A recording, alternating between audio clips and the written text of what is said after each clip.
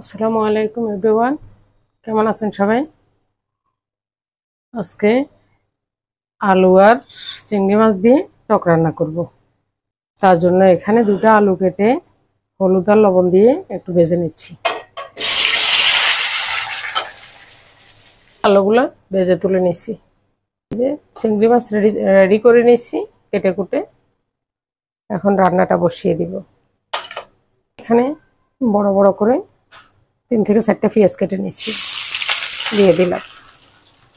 এখন আস্তে আস্তে মশলাগুলো দিয়ে দিব।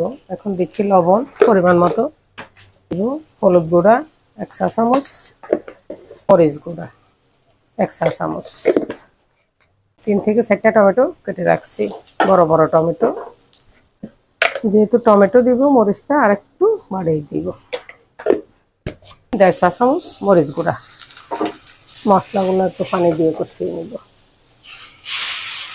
এখন টমেটোটা দিয়ে 4 থেকে 5টা টমেটো, বড় বড়, এই যে অনেক বড় বড় টমেটো, এই যে অনেক বড় বড় টমেটো, এই যে সবগুলো বড় বড় টমেটো 4 থেকে 5টা নিলাম।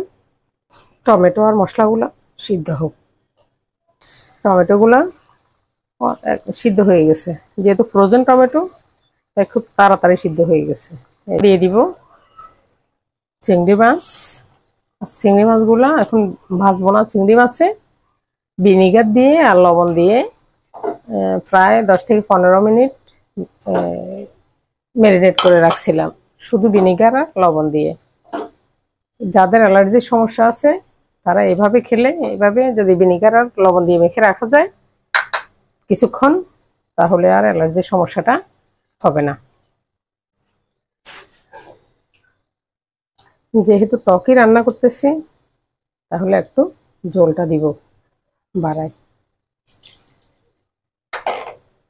তো মাখো মাখো রাখতাম, এখন ওভাবে করব না, একটু ঝোল রাখবো। আলুটা যেহেতু ভাজা আলু, সিদ্ধ হতে সময় লাগবে না, কিছুক্ষণের জন্য ডেকে দিই। 10 থেকে 15 মিনিট পর ফিরে আসব।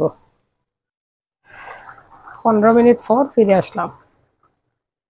দেখি আলুটা কেমন সিদ্ধ হলো,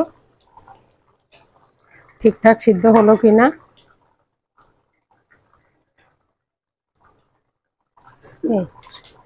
হয়ে গেছে, সুন্দরভাবে সিদ্ধ হয়ে গেছে।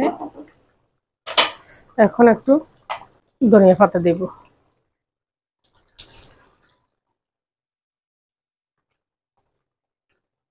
আর একটু সিদ্ধ হোক ধনিয়া পাতা সহ, তারপর দিব বাগার।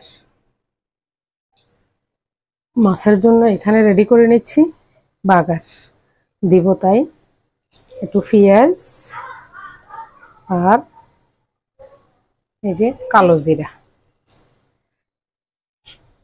এখানে টকের জন্য পেঁয়াজ আর কালো জিরা দিয়ে একটু বাগার দিচ্ছি।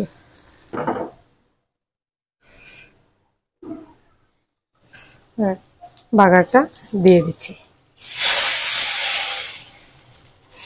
যেহেতু টকের ভিতরে একটু বাগার না হলে ভালো লাগবে না। হয়ে গেছে আমার আলু আর চিংড়ি দিয়ে টক রান্না, সাথে টমেটো। আসসালামু আলাইকুম সবাইকে। সবাই ভালো থাকবেন, সুস্থ থাকবেন।